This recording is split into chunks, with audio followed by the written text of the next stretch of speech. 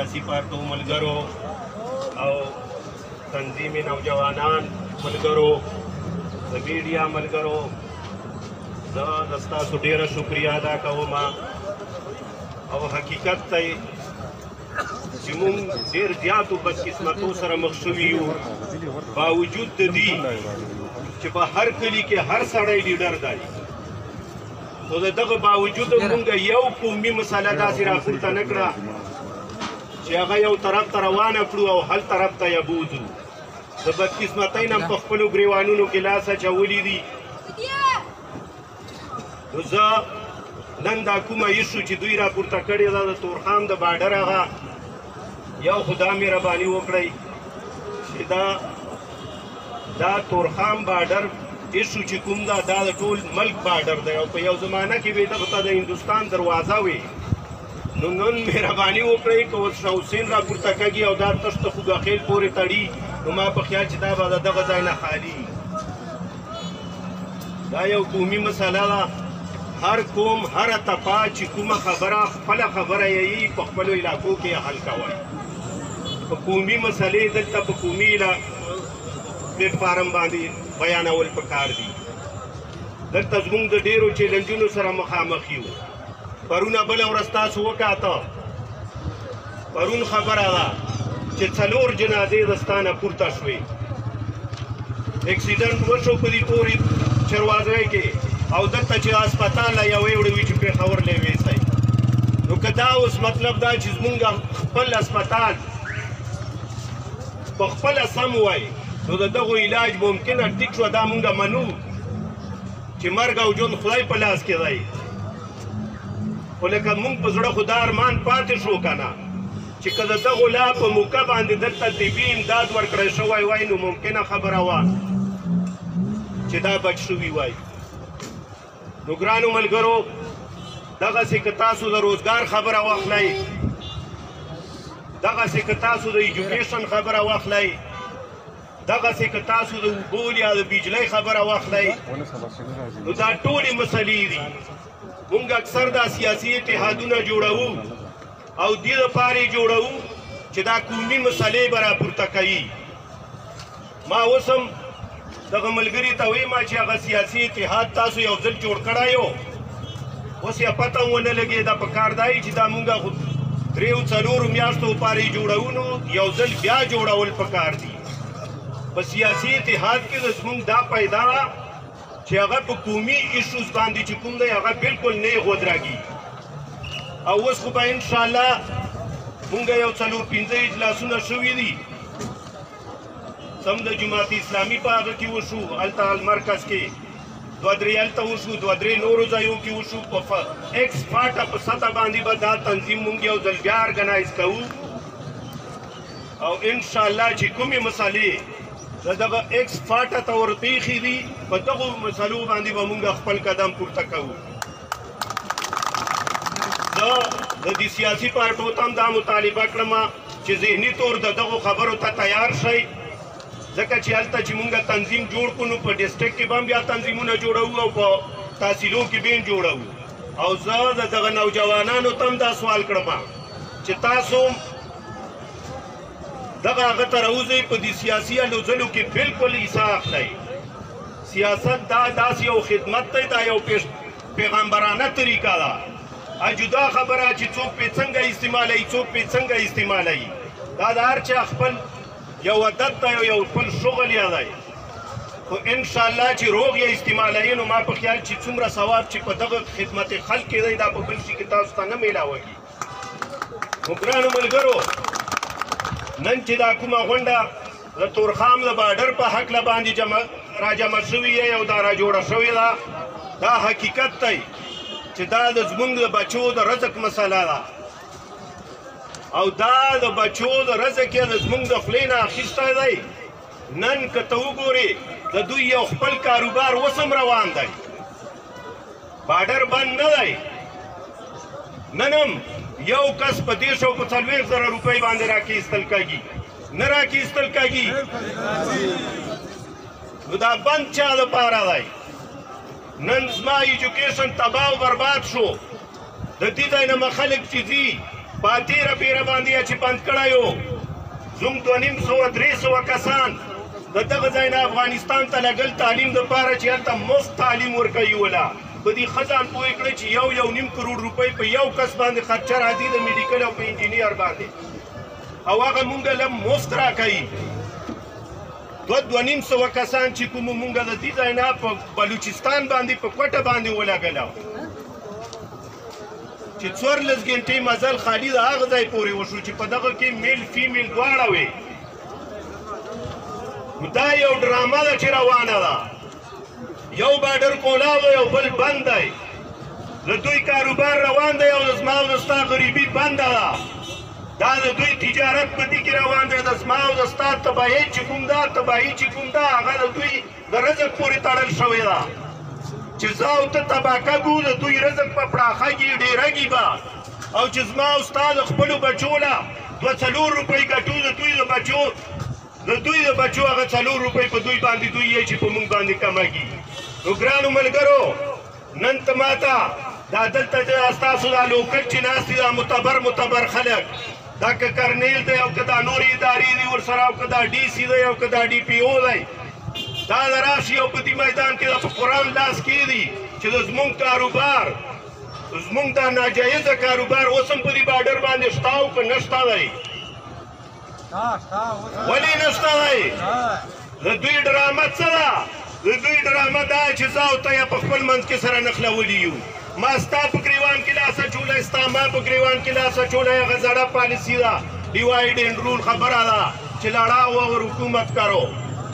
مونږ یې په خپلو کې سره اخته کړي یو په معمولي پرمټ باندې به هم تېر باسي او بیا په کور کې 3 بالښته سر ته کېدو او یو چې یاره زه د ټول وطن مشر یم ځکه چې نن مه کرنیل سره ملاقات کړی دی نن مه د ډي سي سره ملاقات کړی دی لعنت ته په داسې مشرانو او په داسې لیډرشپ باندې چې په دې باندې دوی فخر کا نن که زه فخر کړم د ټولو نه زه که زیات غرور کړم که زیات تکبر کړم که زیات فخر کړم زه په دې باندې کړم چې نن د ستاسو په عدالت کې مخامخ ویاړ یم ګرانو ملګرو زه د ستاسو په وساطت باندې دا مطالبه ورسره کړم دا مطالبه ورته کړم چې مهرباني وکړئ چې دا بارډر کولاو کړئ او هغسې یې کولاو کړئ لکه څنګه چې مخکې کولاو چې 24 غنټې به هم کولاو او ټوله هفته به هم کولاو او که کولاو هم نه کړه دې نوجوانانو ته زه سوال کړم چې یو پروګرام جوړ کړئ او په دغه سړک باندې به تر هغه پورې ناست یو چې یا مکمل تاله نه وي ورته لګېدلي او یا مکمل کولاو شوی دی دا د چا د پلار ځای خو نه دی چې دی به د دغه ځای نه د پنجاب نه به رادرومي دی به جیبونه او بورۍ تر ډکوي او زما د بچو د خولې نوړۍ به وړي او د خپلو بچو بنګلې به ولې په اخلي ګرانو ملګرو موږ د دې خبرو پروا نه ساتو او زما مشران هغه مشران دا نو عام مشران نه وښومه هغه زرخرید خلک ورته وښومه هغو له به بیا مطلب دا چې په پلیټ کې 2 کیک ټوکرې کېږي او بیا به مطلب دا چې هغه یې چې ولا چې دا فلانی خو ډېر ښه سړی راغلی دی ګرانو ملګرو د دوی د غلطې پالیسۍ د وجې د دوی د دغه منافقت د وجې د دوی د دغه دروغو او د غلطو پروپیګنډو د وجې نن د افغانستان دولت سره د زمونږ خلکو نفرت پیدا شوی دی او د هغو نفرت د زمونږ سره پیدا شوی دی ظلم زیاتی دلته مونږ سره کا او هلته بیا کسور بیا د زمونږ غوندې غریبو خلکو نه وباسي نو زه د افغانستان دولت ته هم دا مطالبه کړم چې دا په ګیټ نه چې څوک ودرولي دي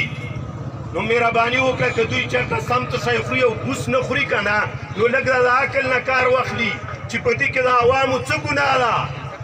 که یو ملیشې والا یو افغاني رور له ډب ورکه نو په دغه کې د شینواري یا د افریدي یا د شلماني څه قصور دی نو مهرباني ده وکړه چې هغه خلک د هغه رویه مه بدلوي مونږ ټول د دوی په وجه باندې ټول عمر د دوی په وجه باندې ډبونه خوړلي دي نو مهرباني ده وکړه چې مونږ د ځان نه مشو کوي مونږ نن هم دا مطالبه ده پرون من دا مطالبه ده او سبا به من دا مطالبه وي چې لر او بر انشاءالله چې دا زموږ د عقیدې سره تړلې ناره ده. موږ د دغه خبرې یو قسم قایله نه یو. که څوک راته وایي چې دا افغانستان دی او دا پاکستان دی اوبه په ډانګ نه بیا لګي. نن که زه دلته ولیاړ یم او ځان ته یم چې زه شینواری یم نو زما بل شینواری ورور هلته پروت دی. زمونږ رشتې دي سره، مونږ پګړۍ او څادر سره شریک دی، مونږ جامه سره شریکه ده، مونږ روایات سره شریک دي، مونږ مړی ژوندی سره شریک دی. ته ما نه څنګه بیلوې؟ زه نن په دې باندې فخر کړم چې زه افغان یم. ته ما نه دا هغه اخلې لقب اخلې، ماله الله تعالی را کړی دی. نن ته لاړ شه په پنجاب کې وګوره، یو راجپوت به راپورته شي، ته نن هغه راجپوت ته وایې چې ته څوک یې؟ دی خو له وایي چې زه پنجابی یم. هغه په فخر سره دا خبره که چې زه راجپوت یم. هغه ته ته ولې غدار نه یې؟ نن چې زه په خپل افغانیت باندې فخر کړم نو ته ما ته غدار یې. که په دې باندې ستا زړه چوي خدای دې لس ځل وچوي. زه افغان یم، افغان به یم، افغان ومه.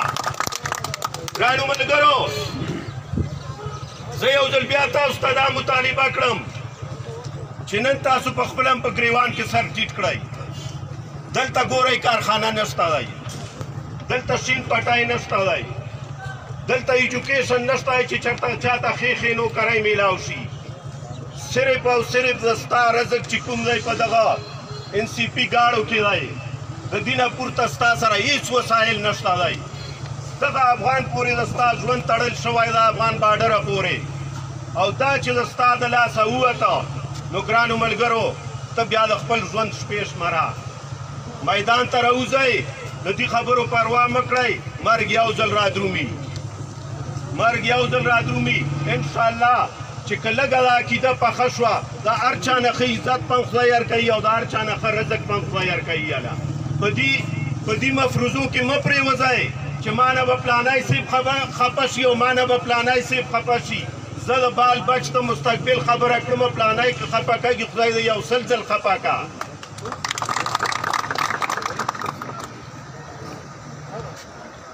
لر او بر،